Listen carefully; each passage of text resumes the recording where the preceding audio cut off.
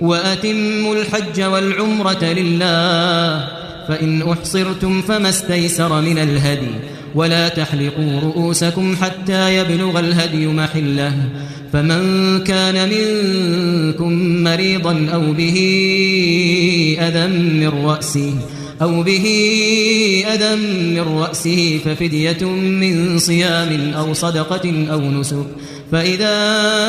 أمنتم فمن تمتع بالعمرة إلى الحج فما استيسر من الهدي فمن لم يجد فصيام 3 أيام في الحج و7 إذا رجعتم تلك 10 كاملة ذلك لمن لم يكن أهله حاضر المسجد الحرام واتقوا الله واعلموا أن الله شديد العقاب